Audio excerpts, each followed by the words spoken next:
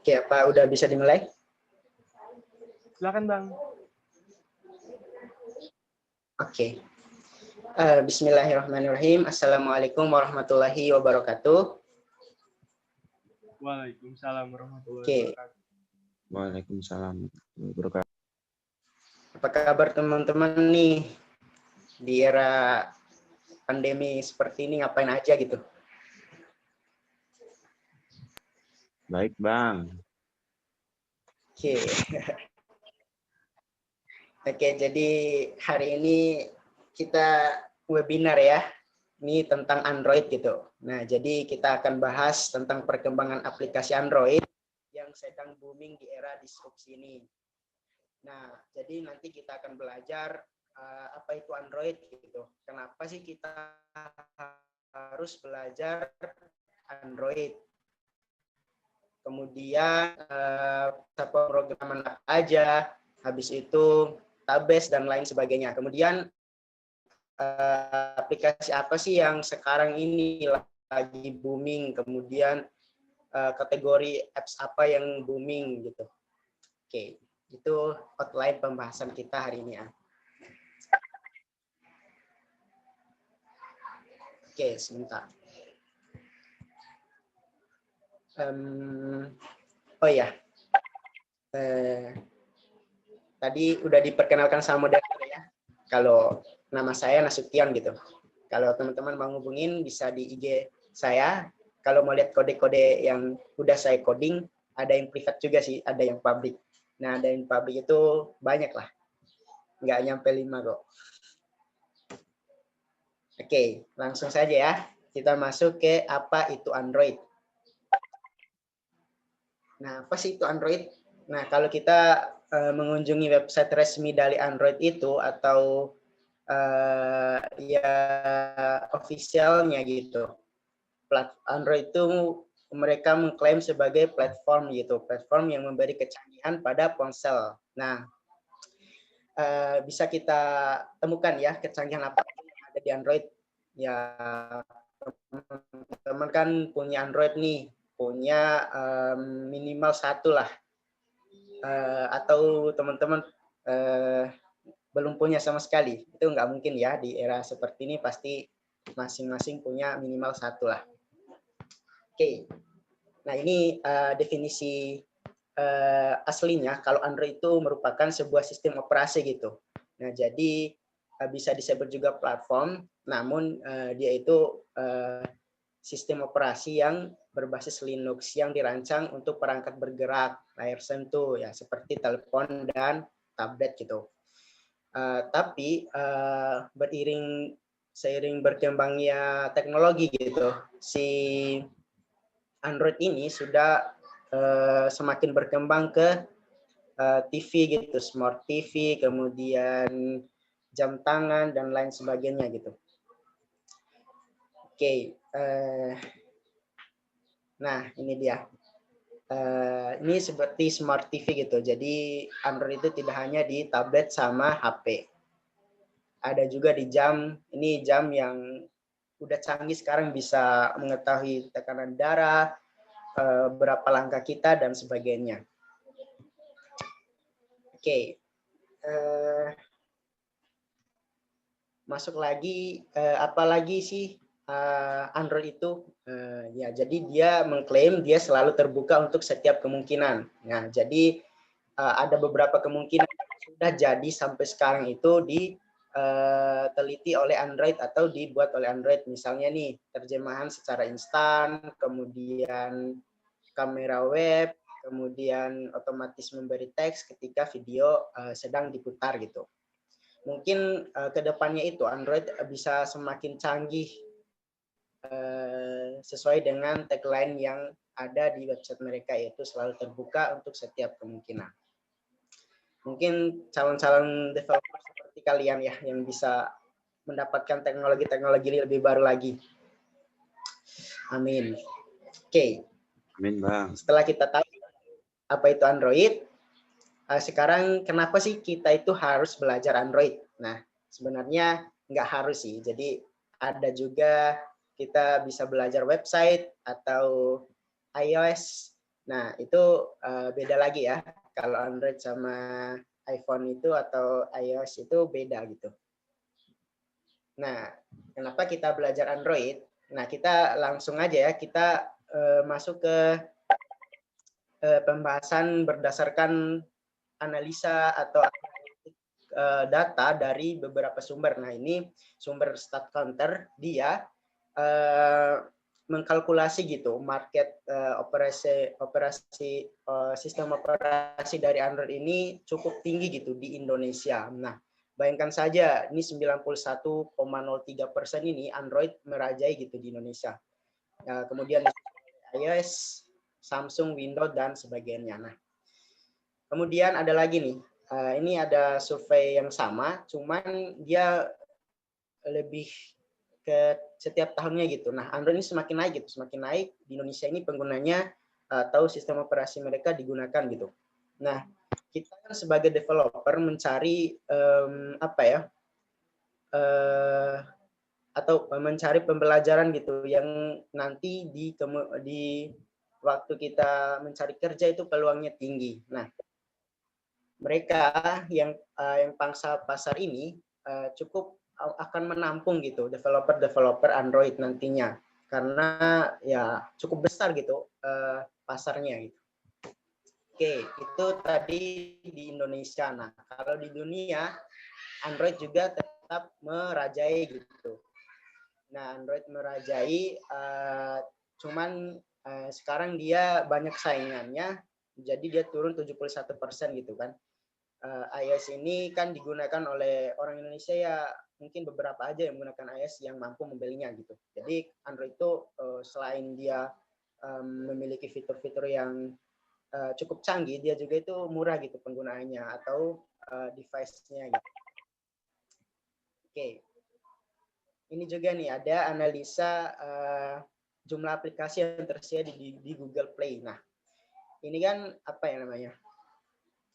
Si Android ini saking banyaknya peminat, banyaklah juga aplikasi yang sudah tersedia gitu.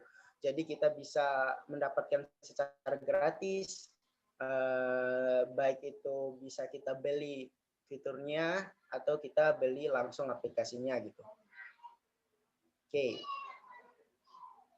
Oke, jadi ini ringkasannya kenapa kita belajar Android. Ya, yang pertama dia tuh populer ya. Seperti yang analisa data tadi, dia tuh populer. Kemudian open source. Jadi kan setiap sistem operasi itu seperti Windows lah. Windows itu kan tidak open source ya. Kita harus beli gitu. Kita harus beli dan juga pas kita ngebuat ngedevelop sistem-sistem yang ya. Pak, gimana?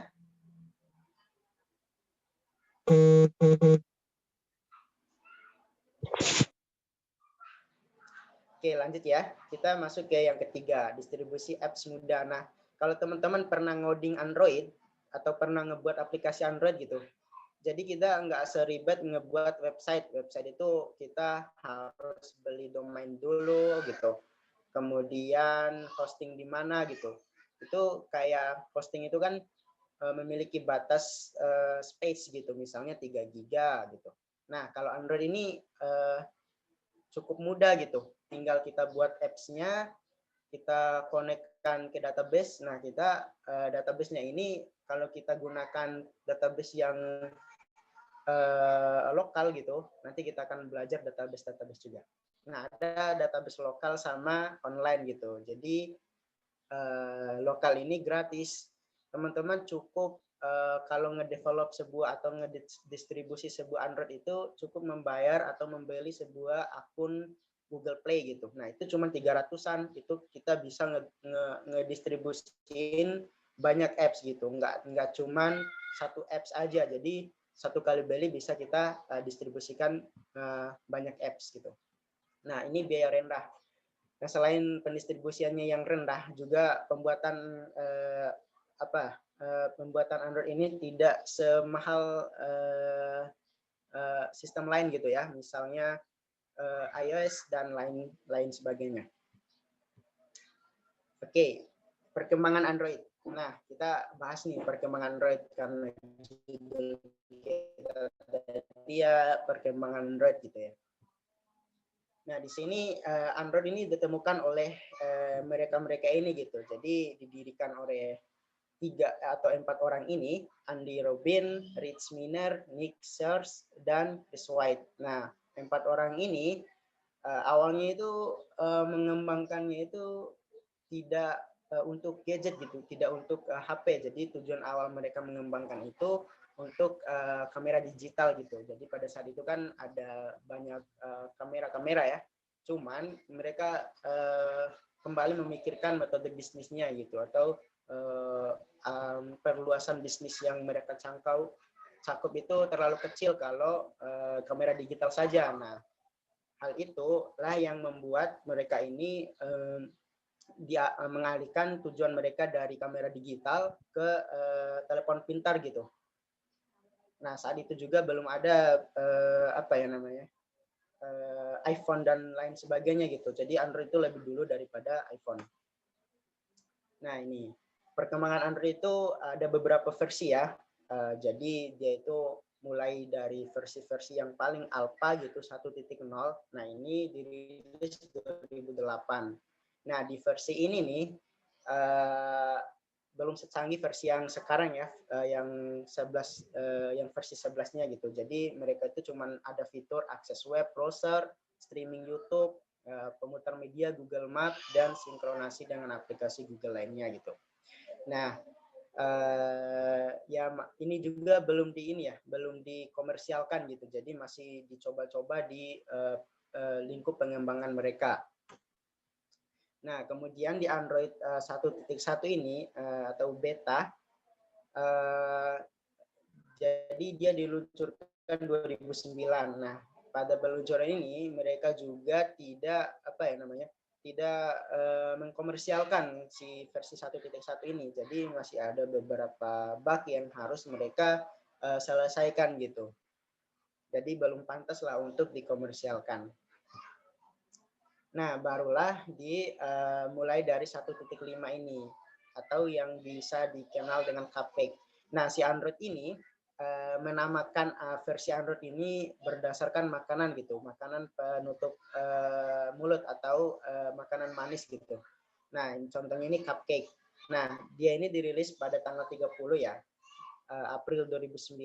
Nah, dia ini sudah bisa ya rotasi layar. Nah, jadi yang sebelumnya belum bisa, kemudian udah bisa di 1.5 ini. Dan udah ada juga keyboard virtualnya. Nah, ini udah cukup maju ya. Oke, lanjut di Android 1.0. Nah, ini juga dinamakan dengan Danet. Nah, ini dirilis 2009 ya, sama kayak tadi, tahap perilisannya cuman beda bulan gitu. Nah, pada fitur ini Pak ini udah maju lagi nih, udah ada dukungan gestur, jadi bisa di zoom gitu ya, pakai kayak gaya-gaya gestur gitulah. Nah, udah ada fitur pencarian atau search engine-nya gitu. Nah, udah juga ada Play Store atau marketplace daripada aplikasi-aplikasi yang bisa berjalan di Android versi 1.6 ini. Oke, masuk ke Android 2.0 gitu, Eclair. Nah, kalau teman-teman tahu makanan ini, sebenarnya saya juga belum tahu sih ini makanan apa gitu. Kayaknya ini roti gitu. Nah, dia ini rilis juga 2009, cuman beda bulan lagi. Nah, di sini ini udah multi touch gitu. Udah multi touch si Android-nya. Jadi kalau teman-teman fitur multi touch ini sangat berguna ya bagi orang-orang yang pemain game gitu. Bayangkan saja kalau kita cuma nge-touch satu layar aja di sisi, misalnya nih gamenya itu game perang gitu. Nah, kita kan butuh nge-cover si target kan. Nah, itu kan kita harus mencet tangan yang satunya dan tangan yang satunya lagi untuk menembak. Nah, di Android inilah kita menemukan fitur itu gitu.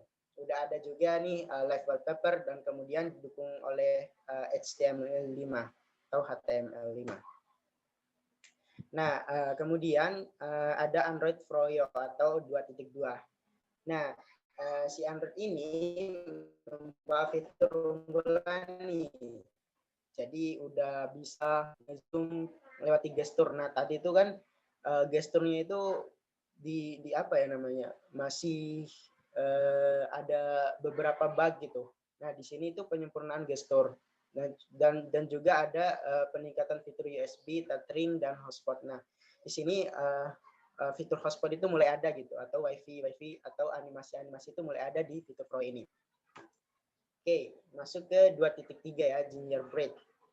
Nah, pada tanggal 6 nih Desember 2010 dengan menambahkan beberapa fitur dukungan NFC, fitur copy paste. Nah, copy paste ini ternyata adanya itu di 2.3 ya. Bayangkan saja ini fitur masih powerful sampai sekarang ya. Banyak orang yang menggunakan fitur ini gitu. Bahkan ya masih belum bisa tergantikan. Kemudian udah ada juga nih sensor-sensor di Gingerbread ini. Nah, kemudian honeycomb. Nah, di honeycomb ini atau 3.0 ini khusus diperuntukkan untuk tablet ya, nggak ada untuk handphone gitu. Jadi udah untuk orang-orang yang mobilitasnya tinggi gitu. Udah ada multitasking, udah ada recent apps. Kalau recent apps itu teman-teman kan bisa ngecek nih, sampai sekarang fitur ini masih berjalan ya.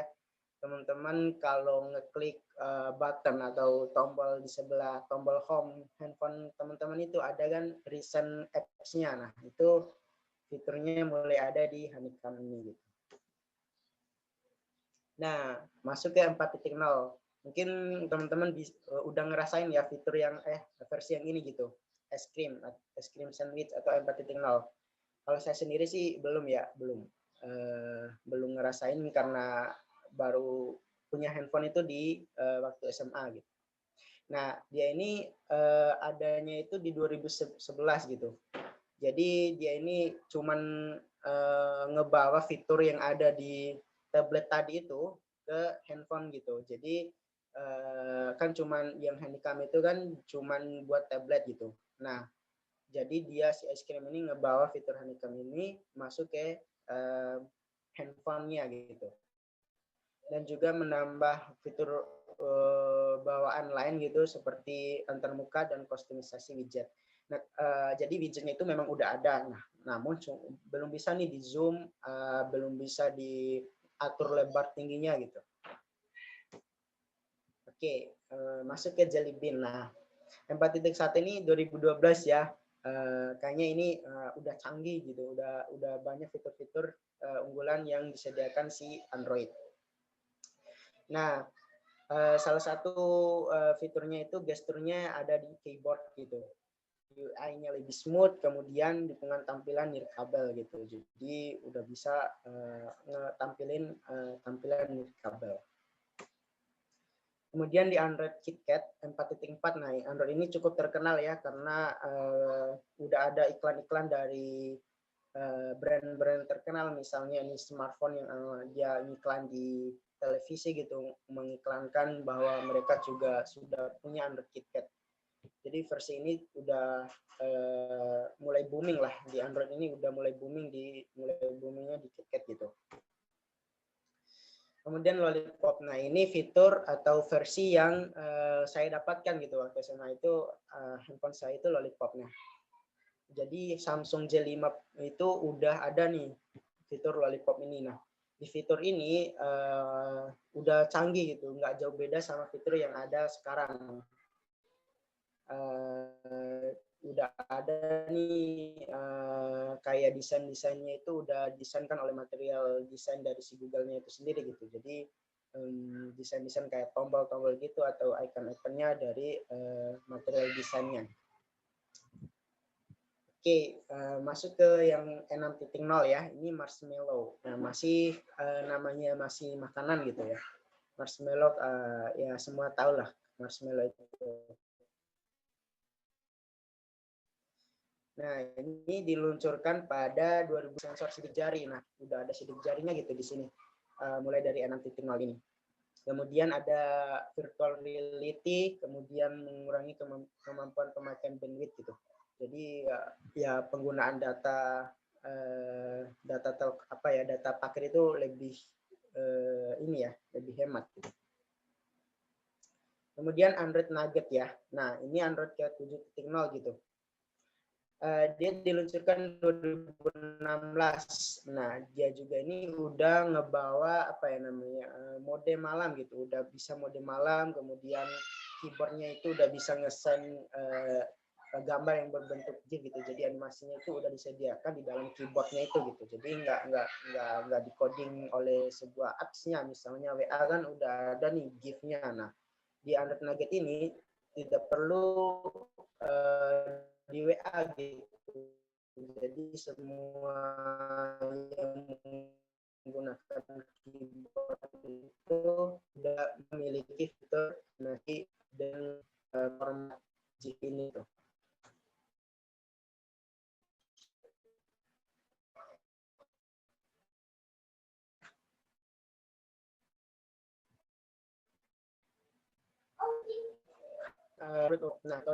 Nah, ini juga cukup yang mulai dari menampilkan Oreo yang real, kemudian munculkan HP-nya itu atau brand mereka gitu.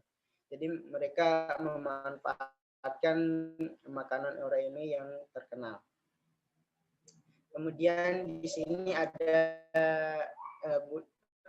pengembangan fiturnya itu di-upgrade gitu. Jadi ada fitur autofill, kemudian pengoptimalan booting agar lebih cepat. Jadi booting pas kita ngidupin aplikasinya itu lebih cepat gitu. Nah, kemudian Android Pie. Nah, di Android Pie ini handphone saya sekarang itu sudah mendapatkan Android Pie ini. Nah, jadi udah kayak handphone yang bezel-less itu yang tidak memiliki pinggiran, hampir tidak memiliki pinggiran itu kemungkinan besar itu Android-nya Android Pie gitu ya. Oke, Android 10. Nah, hanya Android 10 inilah yang tidak menggunakan nama makanan ya. Kalau teman-teman perhatikan mulai dari Android 1 itu sampai 9 itu menggunakan nama makanan. Nah, mereka ini bertujuan agar Android 10 ini memperingati bahwa udah 1 dekade lah mereka nge-upgrade fitur-fitur atau nge-upgrade versi Android-nya. Jadi sengaja mereka ini tidak menamakan Android 10 ini dengan nama makanan gitu. Nah, kemudian ini yang paling terbaru ya, ini dirilis kemarin gitu, bulan kemarin 8 September gitu. Jadi udah ada fitur-fitur seperti notifikasinya itu sudah di grup gitu. Kalau WhatsApp itu notifikasinya nggak kececeran gitu. Misalnya kalau teman-teman nge-scroll down notifikasi di atas itu misalnya WA aja gitu di grup. Nah, nggak lagi kayak WA habis itu Google, habis itu email, nggak seperti itu. Ya, ini tujuan Android itu jadi mereka ini memudahkan si user ya untuk memanage notifikasi mereka gitu. Nah, udah ada kontrol smart home gitu ya. Kalau di Indonesia ya mungkin belum ada ya smart home itu ya. Jadi udah bisa dikontrol lewat Android 11 ini ya. Oke. Nah, kalau anak informatika itu ya intinya sih coding ya. Jadi kalau buat Android itu bahasa apa sih? Bahasa apa, kemudian database-nya seperti apa, kemudian tools yang dibuat itu seperti apa ya. Nah, kalau teman-teman udah semester 5 mungkin udah nemuin ya pemrograman aplikasi bergerak. Nah, di situ teman-teman akan belajar bagaimana cara ngerakit atau ngebuat sebuah aplikasi gitu. Nah, beberapa program gitu ya, beberapa program pengembangan Android yang ini yang populer ya. Sebenarnya mungkin ada banyak lagi gitu.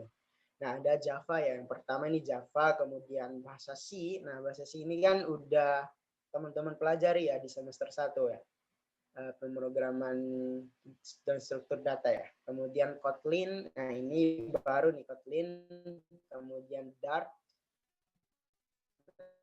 Nah, ini Dart ini biasanya itu bersama framework ya. Ngodingnya itu bersama framework Flutter gitu. Nanti kita akan bahas juga. Kemudian ada JavaScript-nya. JavaScript ini memang powerful ya sama Java ini, dua bahasa ini kalau teman-teman mau mempelajari ini, dia ini powerful sekali gitu, bisa ngebuat website, kemudian bisa ngebuat Android gitu. Jadi nggak rugi teman-teman belajar dua bahasa ini gitu. Nah, ada nih yang suka bertanya gitu. Jadi ada pertanyaan yang sering ditanyakan saya gitu. Nah, harus semua dipelajari gitu kan untuk membuat Android app. Ya, kalau ditanya teman-teman jawab aja nggak harus, hanya mungkin Java gitu. Nah, nanti Java ini sudah cukup gitu ngebangun satu apps gitu. Nggak ya, apps-nya juga cukup besar buat dibangun pakai Java itu bisa gitu. Nah, ada lagi pertanyaan. Nah, terus mulai belajar dari mana? Nah, ini pertanyaan yang seharusnya bisa dijawab sendiri gitu ya. Jadi kalau mau belajar apapun itu, apalagi coding ya, coding itu harus belajar minimal harus punya keinginan yang tinggi gitu. Bisa kita cari di Google atau bisa kita ikut bootcamp atau kursus-kursus gitu ya. Cuman kalau ditanya seperti itu ya jawabnya itu dari sekarang gitu. Kita itu kebanyakan ngerancang konsep, kita belajar apa, setelah ini apa, seharusnya mulai aja dulu gitu ya. Kayak tagline Tokopedia itu mulai aja. Saya juga ngikutin freelance udah 2 tahun ya, udah 2 tahun ini sebenarnya saya cuma ngusahain satu bahasa yaitu Java itu ya. Java itu udah nerima beberapa project dan itu jutaan sampai puluhan juta gitu ya. Jadi teman-teman itu nggak harus nggak harus ngebandingin bahasa yang mana yang lebih powerful. Ya bagus sih neliti nih bahasa ini memang beberapa tahun ke depan itu masih digunakan apa enggak. Cuman kalau kelamaan ngebandingin itu malah ngebuat si proses alur belajar kita itu lama gitu. Mulai aja dulu gitu, mulai aja pokoknya. Nah, ini framework. Nah, kalau teman-teman tahu kan framework pasti udah tahu lah ya. Framework programming itu. Nah ini banyak sekali framework yang digunakan untuk membuat mobile apps khususnya untuk Android. Nah, ada Ionic, kemudian React Native, Flutter. Nah, Flutter ini yang menggunakan bahasa Dart tadi ya. Kemudian Xamarin Framework 7 dan jQuery Mobile Framework. Nah, teman-teman bisa explore sendiri bagaimana cara menggunakan framework-framework ini gitu. Oke, next. Nah, tools yang kita gunakan itu bisa dua ini gitu. Kalau teman-teman bisa nyari tools-tools yang lain. Nah, di Android Studio ini sudah lengkap sekali gitu. Udah lengkap sekali pengembangannya, IDE-nya, kemudian support dari virtual Android-nya gitu. Jadi di Android Studio ini udah ada virtual Android-nya. Jadi kalau kita mau nge-run program aplikasi kita nih, nah udah disediakan HP virtual gitu yang ada di Android Studio ini. Kita juga bisa memilih nih, dia ini mau HP versi berapa gitu, yang lebar lainnya 10 kali 1080 kali 920 atau lain sebagainya gitu. Nah, kalau di Visual Studio Code ini juga bisa, cuman nggak sebagus di Android Studio ya kalau menurut saya. Soalnya ini kan khusus buat Android. Nah, kalau si Visual Studio Code ini dia ini harus install lagi nih kalau mau menggunakan apa ya namanya virtual handphone gitu. Jadi tapi keuntungannya ya ringan sih kalau menggunakan Visual Studio Code ini. Nah, kalau menggunakan Android Studio ini minimal RAM teman-teman itu 4 lah. Dan juga minimal kalau nggak mau menunggu itu gunakan SSD gitu ya. Dulu itu pertama kali saya mengenal Android itu laptop saya itu masih RAM 2 GB dan prosesornya Pentium gitu ya, Pentium. Nah, pas saya installnya Android Studio sampai pelajaran selesai itu dia masih nge-launch gitu, belum buka sama sekali. Nah, memang belajar Android Studio ini berbeda gitu dari belajar website ataupun program desktop gitu. Jadi lebih berat Android gitu. Nah, tapi setelah beberapa bulan kemudian, dulu itu saya ngikutin pelatihan ini ya dari Google-nya itu sendiri ya, Google Developer.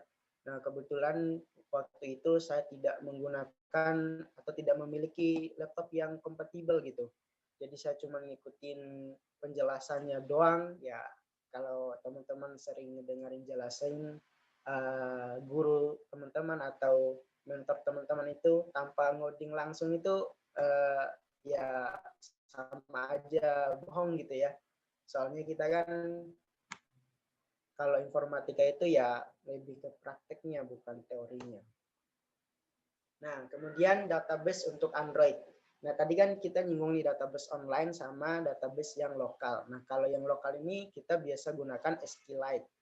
Nah, kalau yang online atau bisa diakses secara online itu menggunakan Firebase. Nah, pertanyaannya apakah bisa mengkombinasikan dua database ini?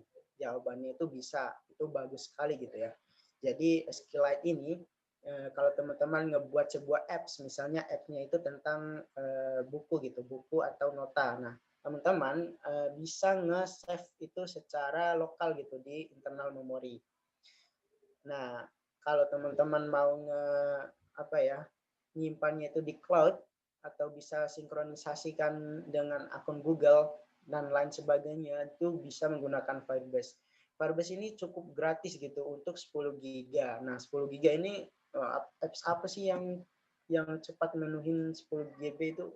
Jadi kalau kita ngebuat apps Quran misalnya atau apps Note itu 10 GB itu bisa kita gunain beberapa tahun gitu ya, saking banyaknya ya.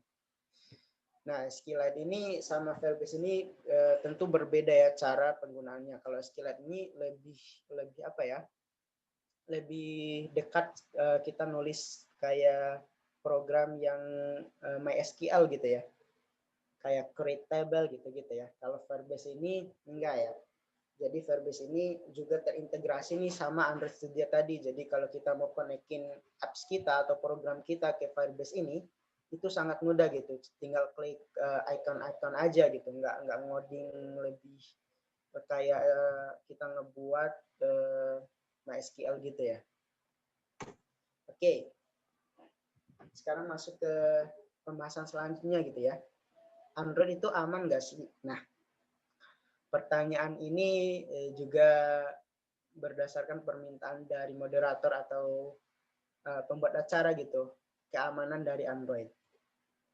Nah, jadi Android sendiri itu mengklaim bahwa perlindungan data pada Android itu yang terbaik di kelasnya. Nah, biasalah kalau suatu perusahaan itu ingin mengkomersialkan sebuah produk itu ya pakai tagline yang di dilebel-lebelkan gitu ya. Nah, sebenarnya Android ini cukup bagus ya dalam keamanan gitu ya. Ya, jadi mereka ini keamanannya itu berlapis gitu, mulai dari perlindungan perangkatnya keamanannya berbeda, kemudian layanan keamanan Google-nya berbeda, jadi kemudian kontrol perusahaannya juga beda. Nah, 3 keamanan ini seharusnya menurut mereka itu sudah cukup gitu untuk mengamankan sebuah Android. Nah, lebih khusus lagi kalau keamanan Android untuk perlindungan perangkat ini dia itu lebih fokus ke booting yang terverifikasi gitu. Jadi pada saat kita ngebuka atau ngehidupin HP kita itu jadi dia langsung nge-scan gitu aplikasi-aplikasi yang ada di dalamnya atau virus-virus yang ada di dalamnya itu memiliki resiko bahaya atau gimana gitu ya. Nah, kemudian anti eksploitasi. Nah, eksploitasi ini bisa dikatakan dihack gitu ya, atau dihack lah. Dulu itu saya juga pernah dihack, nanti akan saya ceritakan ya.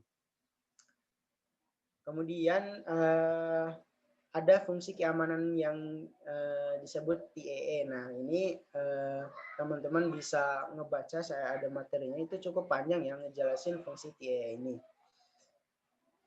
Kemudian masuk ke keamanan lapis kedua, yaitu layanan keamanan Google. Nah, ini khusus untuk aplikasi. Jadi pas kita nginstal aplikasi gitu kan ada Google Play Protect gitu kan.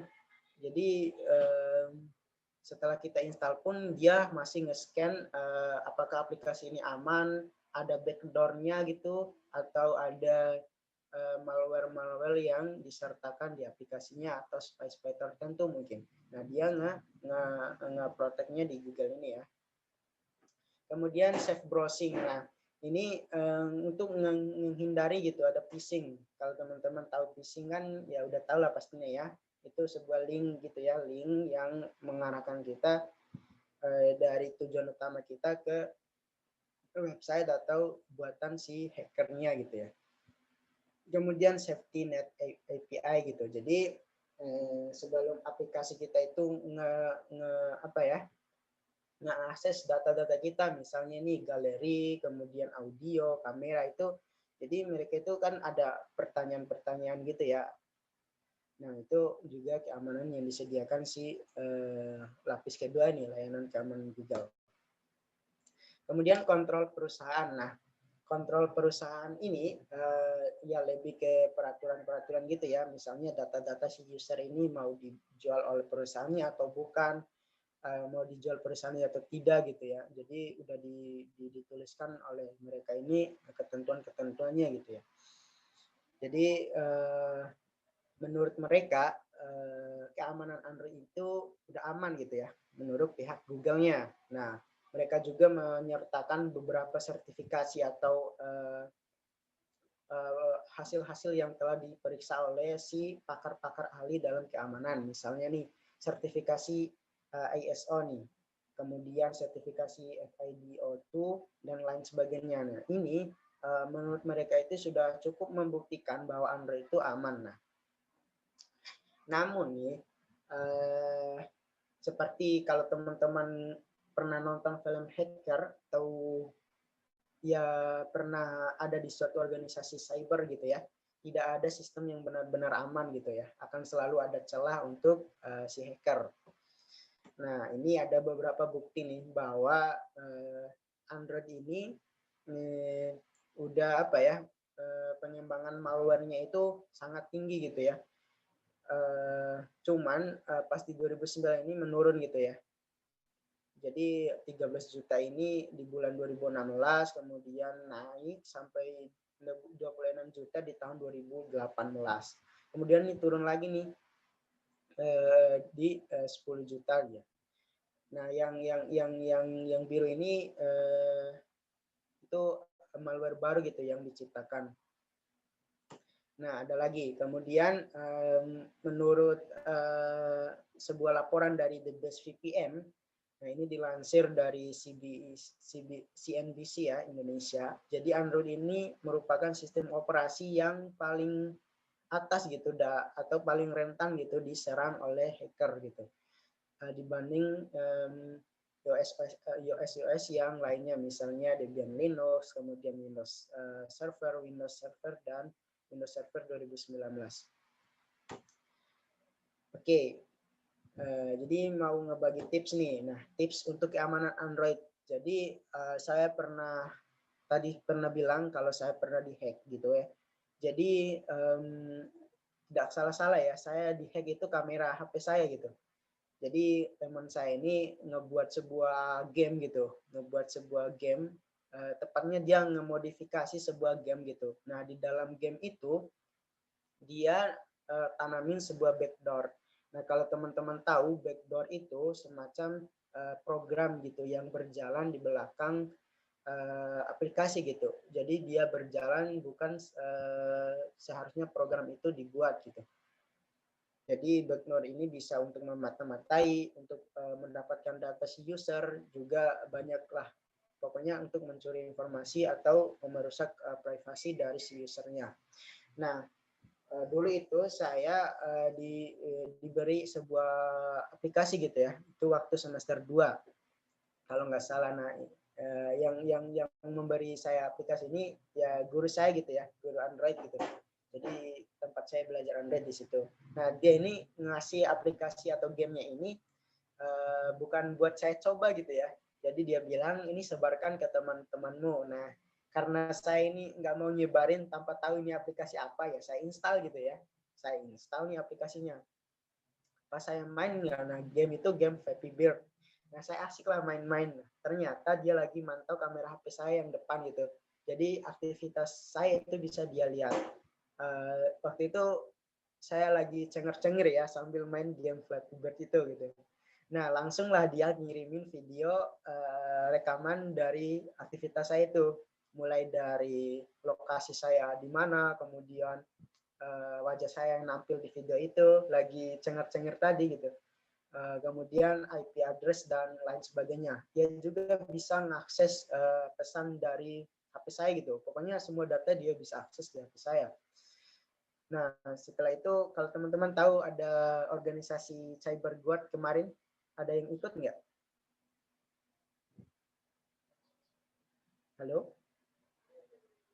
Ada yang ikut CyberGuard itu nggak? Sekarang udah nggak aktif sih. Cuman kemarin itu kami mendirikan itu gitu. Nah, di situ kita belajar juga ya tentang backdoor gitu, eksploitasi dan lain sebagainya gitu ya. Jadi intinya gitu, kita itu harus jeli dalam berandroid.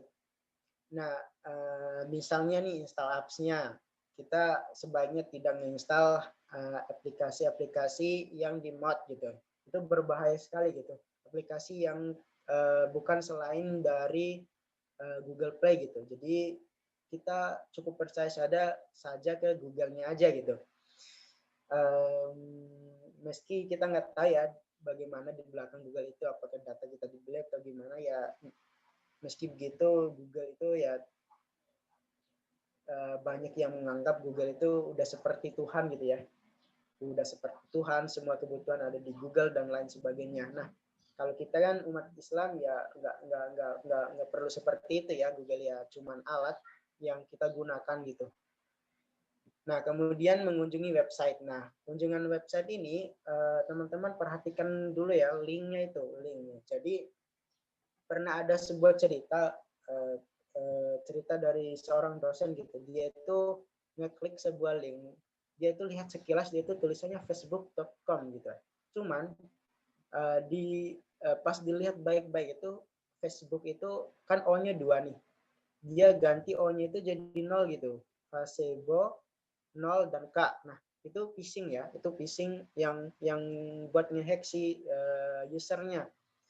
Nah, kebetulan dosennya itu jeli gitu dalam melihat si website atau link yang diberikan. Nah, diharapkan juga ya teman-teman itu jeli gitu. Jangan asal ngeklik sebuah link. Itu sangat berbahaya gitu.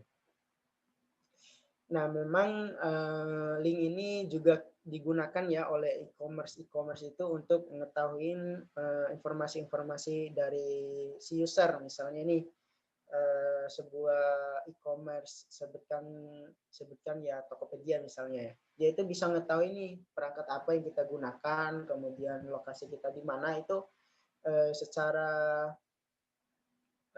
tidak langsung mereka tahu gitu ya. Itu untuk kebutuhan iklan-iklan mereka gitu. Jadi kalau kita menggunakan Xiaomi, apa yang akan ditampilkan di HP kita gitu. Ya seperti kalau kita melihat Lazada misalnya, kita lihat sepatu gitu ya. Kemudian kita keluar, nah kita buka nih sebentar saja Facebook atau Instagram, itu udah ada nih iklan sepatu ya. Nah itu ada artificial intelligence yang mempelajari kebiasaan kita gitu, yang ngepelajarin bagaimana aktivitas kita di layar handphone. Nah itu hati-hati ya teman-teman, itu bisa kita gunakan untuk kebaikan, juga kita bisa gunakan untuk kejahatan gitu. Nah kemudian ini minimal menggunakan Android Lock. Nah jadi mungkin kalau saya sendiri itu sensitif sekali ya sama privasi, jadi minimal kita lock lah layar HP kita gitu. Kalaupun hilang ya nanti si pencurinya ya tidak bisa mengetahui data kita gitu. Karena itu kan kalau hilang nggak tahu pola misalnya, itu kan dibawa ke konter kemudian diinstal ulang gitu kan. Itu pasti ngilangin data-data kita yang ada gitu. Nah, tips yang ketiga yaitu tidak sembarang ngecas sebuah handphone. Nah, kan kalau teman-teman lihat di bandara-bandara itu udah ada USB nih, USB untuk ngecolokin casan HP gitu. Itu sebaiknya kita hindari gitu ya. Kita cas aja dari rumah ya sebelum kita berangkat keluar.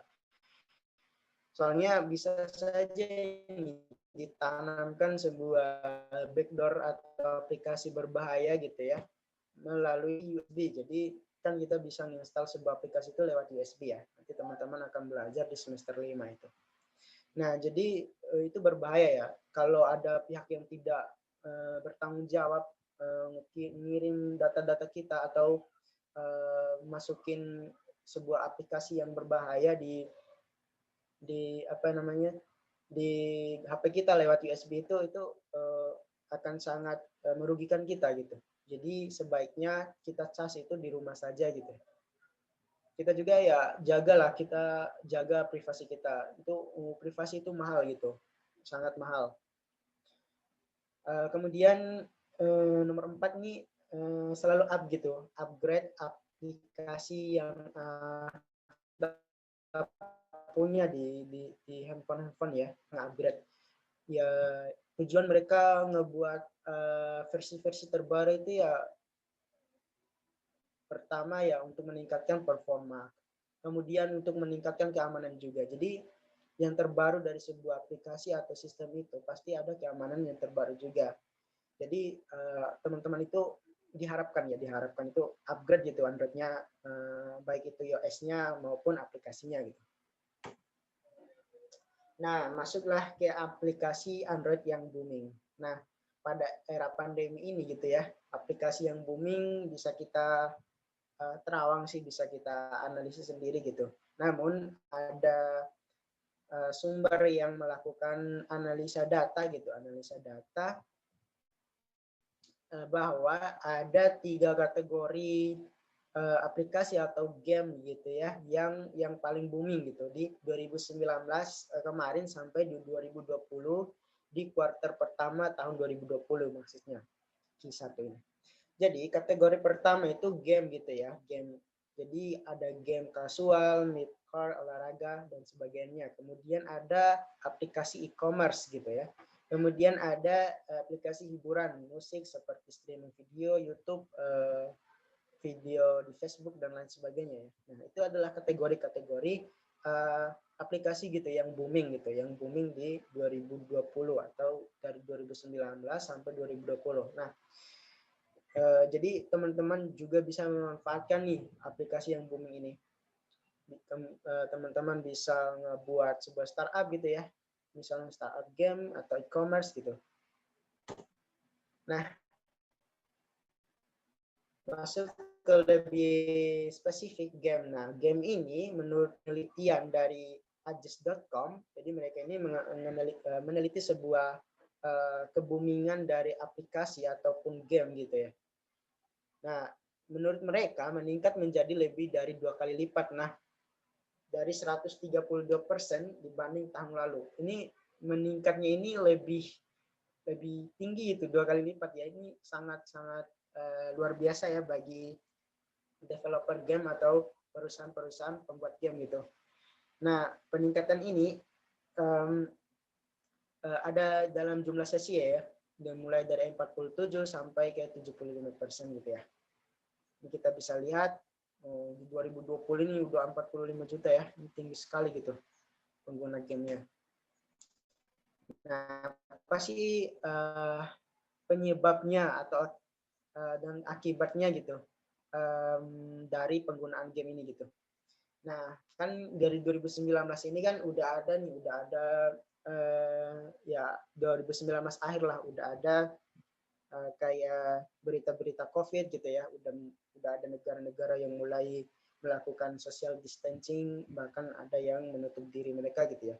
Nah, inilah yang membuat game ini makin diinstal gitu ya, makin diinstal oleh user-user di seluruh dunia ya. Kan di rumah itu ya bosan lah, ngapain sih di rumah kalau nggak kerjanya dari rumah, kemudian belajarnya dari rumah, ya mainnya juga dari rumah ya. Kita main apa sih orang dewasa di rumah ya, cuman game gitu ya. Kalau anak kecil kan bisa main kelereng dan lain sebagainya gitu. Nah, inilah yang mengakibatkan game ini menjadi sesuatu yang dipilih gitu oleh orang-orang. Anak kecil juga main game gitu ya, semua kalangan gitu hampir bermain game gitu.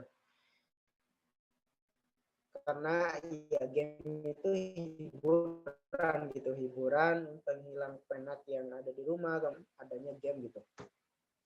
Nah, kemudian e-commerce. Nah, e-commerce ini menurut penelitian dari Ajes lagi bahwa mereka ini grafiknya ini agak turun gitu ya di 2020 ini. Ini apa ya, survei tentang instalasi ini ya, instalasi games, aplikasi gitu ya, bukan penggunaannya. Nah, jumlah instalasi ini hasil dari mereka survei itu kurang gitu ya, menurun 12% dari minggu ke minggu.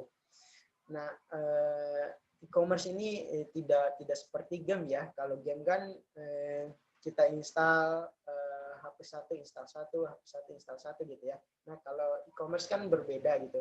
Misalnya kita udah install Tokopedia ya, nggak mungkin lagi kan kita install e-commerce lain, misalnya lebih dari 3 e-commerce gitu ya, nggak mungkin ya. Mungkin ya minimal atau maksimal 2 e-commerce ya, kita banding-bandingin harga aja gitu ya. Makanya tidak banyak yang meningkat gitu di instalasi e-commerce gitu ya. Nah, apa sih yang menyebabkan e-commerce itu diinstal gitu ya, diinstal. Jadi ya tadi social distancing, kita mau berbelanja sesuatu gitu, misalnya televisi atau apa, kan kita nggak bisa keluar rumah nih, nggak bisa, mal-mal udah ditutup, kemudian pasar-pasar juga udah di social distancing kan gitu ya. Nah, si user inilah mereka memilih pilihan terakhir gitu ya, atau pilihan-pilihan lainnya, yaitu beli barang secara online. Nah, kemudian ya aplikasi atau instalasi yang aplikasi hiburan ini meningkat gitu ya. Lihat aja nih di 2020 ini ya, meningkatnya cukup tinggi gitu ya. Udah 7 juta ya. Ya, selain kita main game sebagai hiburan, kita juga nonton video ya, terutama YouTube gitu ya. Atau ada yang beralih profesi jadi YouTuber gitu ya, atau content creator. Nah, ini 55% ini cukup tinggi ya. Lebih dari setengah lah peningkatannya dari tahun kemarin gitu ya.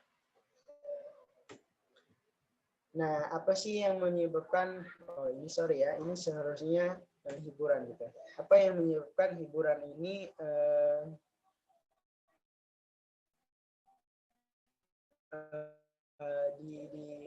diminati gitu untuk instansi sebetulnya, terkait beberapa hal, kemudian seperti aktivitas dari rumah, kita kan juga belajar menggunakan ini ya, video streaming ya, tidak hanya sebagai hiburan gitu. Nah, kemudian pasca instalasi. Nah, tadi itu pas diinstalasi, kemudian ini pasca instalasi. Nah, di sini menurut penelitian dari Ajes, yang tertinggi atau aplikasi yang paling tinggi ini musik gitu ya. Jadi pengguna di dunia ini seluruh dunia ya. Pengguna Android di dunia ini itu paling tinggi menggunakan aplikasi musik gitu atau pemutar suara, kemudian game, kemudian banyak lagi ya.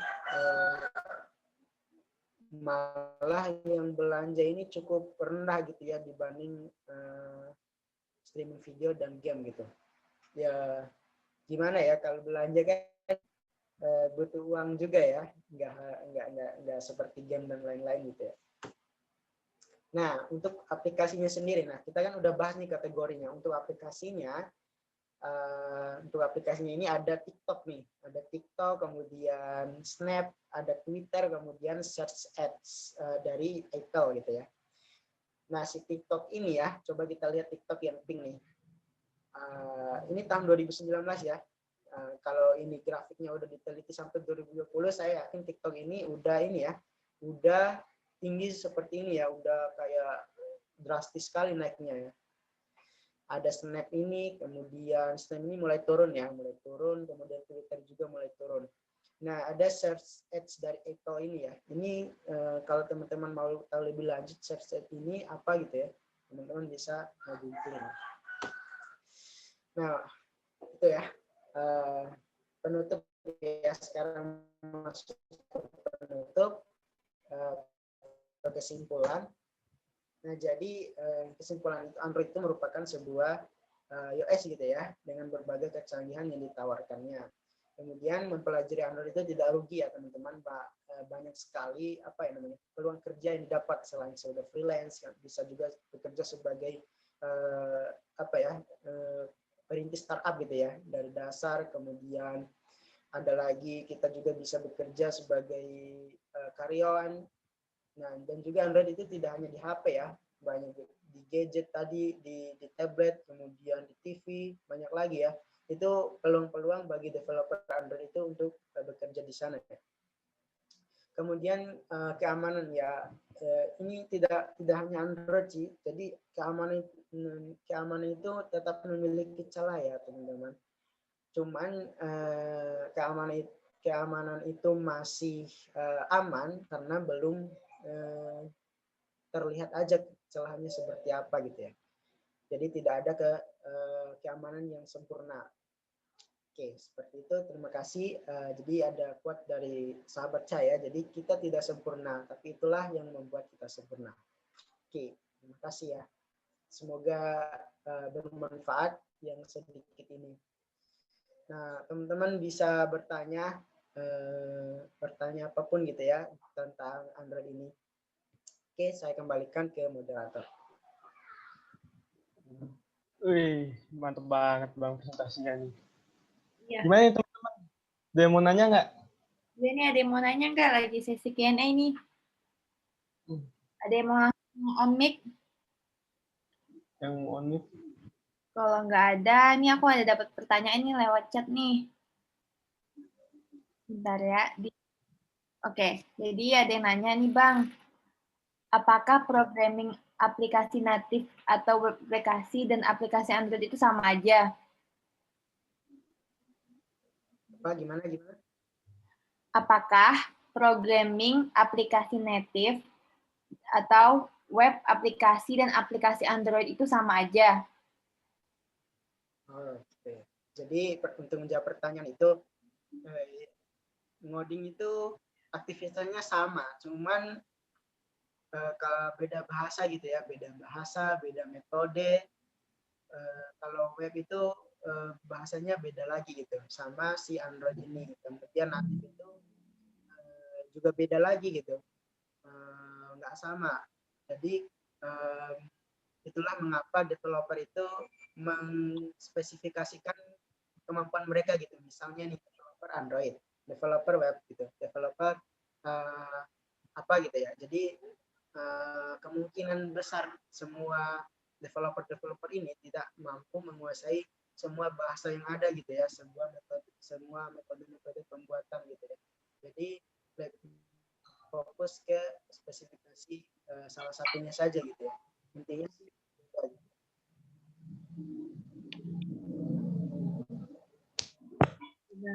Gimana pertanyaan itu sudah atau udah menjawab atau belum?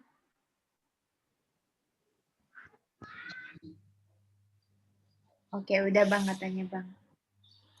Oke, ini ada yang mau bertanya lagi? Oh iya nih, ada yang masuk di chatku nih. Bang mau nanya, kalau kita mau belajar pemrograman Android, itu apa dulu yang harus dipelajarin ya? Mungkin maksudnya step-stepnya kali Bang. Dari apa, terus belajar apa? Oke. Jadi kalau mau belajar Android itu kalau nanti semester 5 kalau yang informatika UI itu akan belajar gitu ya. Nanti nggak ada materi dari guru, dari dosen ya. Kita nyari sendiri materinya. Jadi yang dipelajari pertama kali itu membuat tampilannya gitu ya. Jadi membuat langsung ngoding aplikasinya gitu. Ngoding aplikasinya. Kalau kita kan udah ada dasar nih Java dari semester 2 ya kalau nggak salah. Nah, itu kan kita ngebuat desktop. Cuman ini ngebuat. Nah ini pertama itu kita akan langsung ngoding gitu ya. Ngoding aplikasi yang paling sederhana gitu ya. Misalnya nih aplikasinya naik turunin sebuah angka gitu, misalnya pencet tombol flash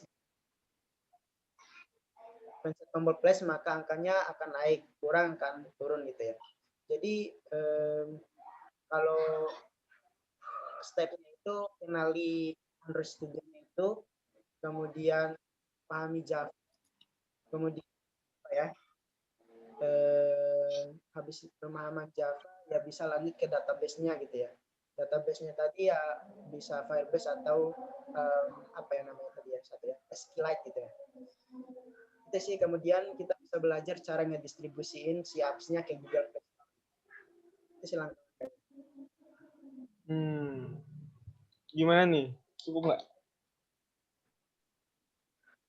Oh iya, cukup Bang katanya Bang. Oke. Ada lagi? Ada lagi nggak yang mananya? Ya, langsung on mic aja nggak apa-apa supaya interaktif gitu kita jadinya. Yuk yang mau bertanya, mumpung masih ada Bang Nasutionnya di sini.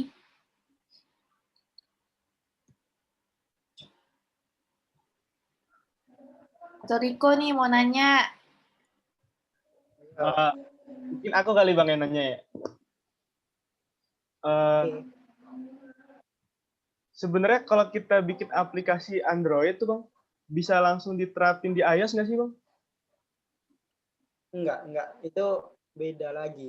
Jadi Android sama iOS itu beda gitu. Bahasanya juga beda. Jadi kalau Android itu bisa gunain Java dan lain-lain ya tadi yang aku sebutin. Cuman kalau iOS itu nama bahasa pemrogramannya itu Swift gitu ya. Teman-teman bisa search beda gitu. Pokoknya nggak bisa digunain. Mungkin kalau ada teknologi baru bisa digunain gitu ya. Tapi ya belum tahu sih ngegabungin dua itu web programming itu ya. Jadi dari web kita ubah ke Android gitu ya. Itu bisa kayaknya.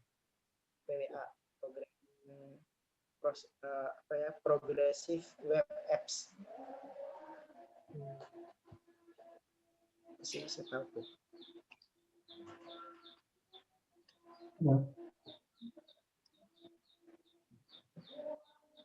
Bisa nanya kok tentang apa gitu, freelance atau apa gitu.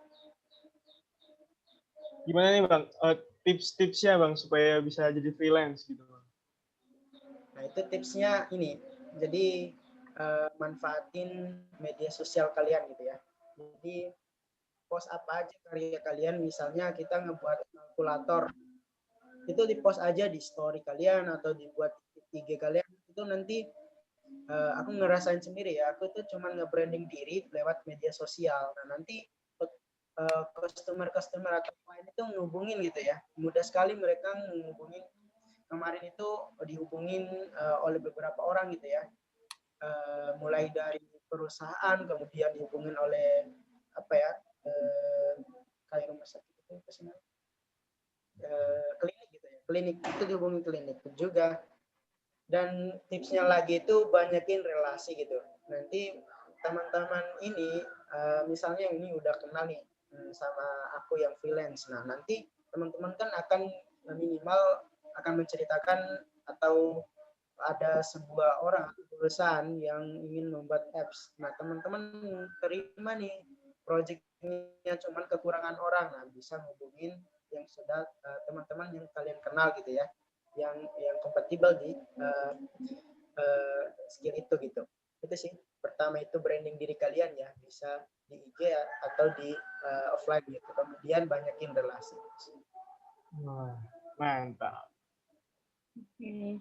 Bang, ini ada lagi nih Bang mau nanya, mungkin lebih ke filosofinya sih Bang ini. Kenapa Android itu pakai nama makanan ya? Kenapa Android itu pakai nama makanan ya? Ya jadi kalau itu ini sih yang aku baca itu untuk marketing ya. Jadi untuk kebutuhan marketing mereka agar Android itu bisa mudah diingat gitu namanya, agar Android itu cepat booming dan lama. Misalnya tadi kan ada Oreo. Nah, Oreo itu kan ada brandingnya sendiri ya, makanan Oreo. Nah, cuman mereka manfaatin lagi tuh keterkenalan sebuah makanan untuk memperkenalkan produk-produknya gitu. Itu sih. Pokoknya itu untuk kebutuhan marketing gitu ya. Oke. Gimana? Pertanyaannya sudah menjawab atau belum? Ya, udah Bang katanya. Ini ada yang mau bertanya lagi nggak teman-teman sekalian? Ya, yang mau nanya yuk. Kalau mau Boleh nanya, open mic. ya open mic supaya lebih langsung gitu kan ngobrolnya. Jangan malu-malu kalau mau nanya.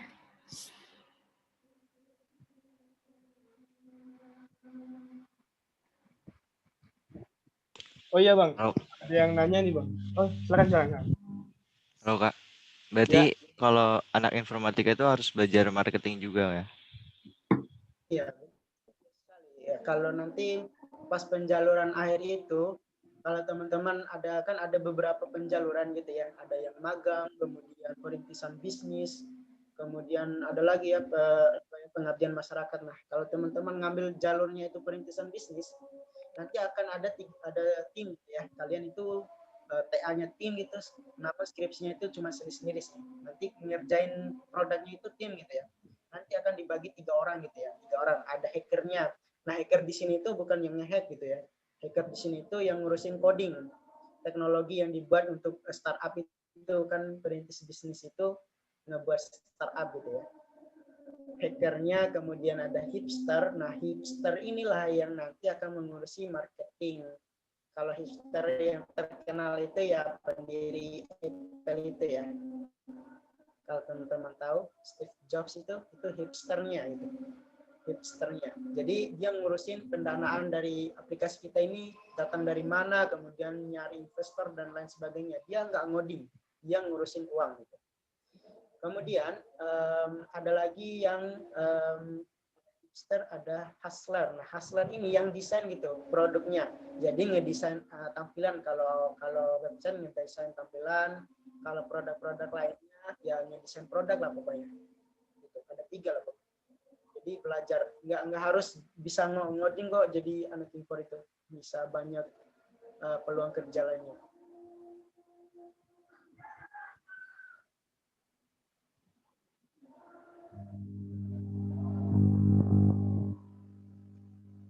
Gimana?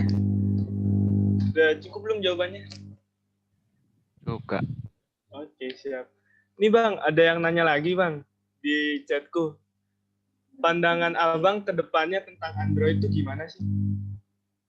Oke, Android ya, seperti yang aku bilang tadi, kalau Android ini dipelajari itu nggak rugi banget gitu ya, karena cuman kompetitornya itu cuman Apple sih sekarang, itu belum ada iOS lain itu yang bisa menyainginya gitu.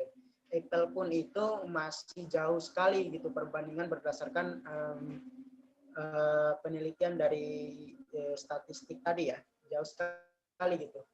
Nah, kalau belajar Android itu ke depannya itu sangat sangat diperlukan lah untuk dunia kerja ya. Ya kalau di Indonesia itu kebanyakan developernya itu website gitu ya. Karena pembuatan website itu cukup mudah, nggak mudah sih, cuman ya nggak tahu ya, kebanyakan di Indonesia ini developernya website gitu ya. Kalau teman-teman cari itu ya developer terbanyak ya website. Kalau mau belajar Android itu ya untuk beberapa tahun ke depan atau 10 tahun lah, itu masih ini ya, masih bisa dipakai gitu, nggak percuma. Pokoknya Android itu ya bagus lah.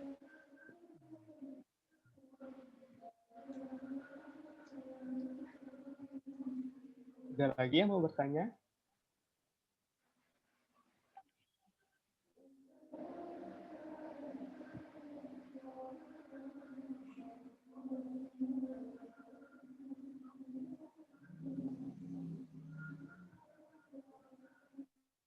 Bang, ada yang lagi nih bertanya nih Bang. Pandangan Abang ke depannya tentang Android gimana? Gimana pandangan ya? Pandangan Abang tentang Android ke depannya bakal gimana?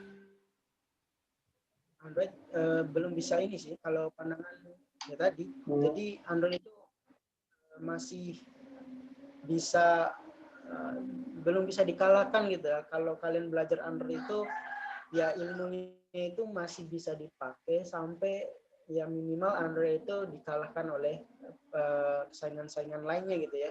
Jadi jadi developer Android itu nggak rugi, nggak ada saingan yang mampu bersaing secara ini ya, secara sengit ya. Lihat kalau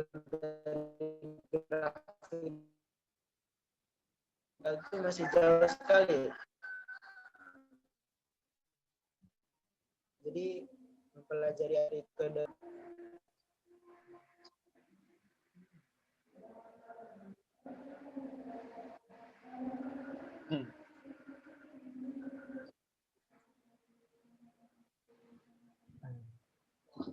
Kira-kira ada lagi yang mau bertanya? Cukup. Oke, mungkin sampai sini kali ya. Mungkin acara kita, mungkin untuk sesi Q&A kita akhiri dulu untuk hari ini. Terima kasih kepada Bang Nasution atas materi dan jawaban-jawaban pertanyaan, jawaban dan menjawab pertanyaan tadi dari teman-teman sekalian. Terima kasih juga kepada teman-teman yang ikut berpartisipasi dari hari pertama sampai hari ini, sampai hari terakhir ini. Oke teman-teman, jangan lupa isi feedback-nya ya teman-teman. Itu ada di room chat. Ada di kolom komen. Di room chat. Oke, sebelum acara ini tutup, mari kita foto bareng dulu ya teman-teman. Yang belum nyalain kamera, bisa banget nyalain kameranya on cam, baru pakai background yang telah disediain. Yuk teman-teman, nyalain kameranya. Yuk on cam yuk. Kita foto bareng dulu.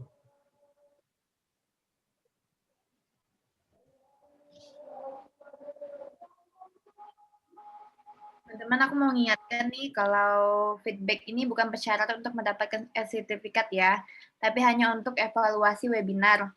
Buat sertifikat sudah dicatat datanya sendiri, tapi mohon diisi ya.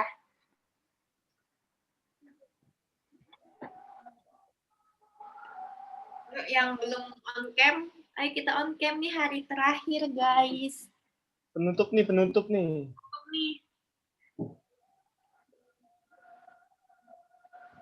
Yuk on cam yuk. Hari terakhir.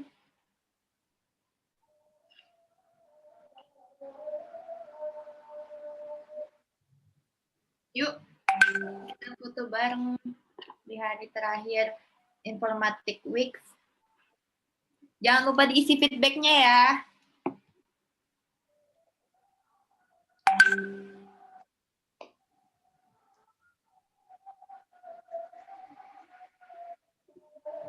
Oke, kita foto bareng yuk. Semuanya bergaya. Lihat kamera. 1, 2, 3. Yang lagi ya. 1, 2, 3. Oke. Terima kasih teman-teman yang sudah hadir pada hari ini dan ikut berpartisipasi juga. Terima kasih juga kepada Bang Nasution atas materi-materi yang diberikan tadi, itu sangat bermanfaat banget buat kami semua. Wah, udah di akhir acara dan di akhir sesi nih guys. Sedih banget sih, tapi gimana kan, ada nama pertemuan pasti ada perpisahan kan. Iya. Ya udah, kita tutup acara kita. Kita tutup Informatik Weeks pada hari ini. Wassalamualaikum.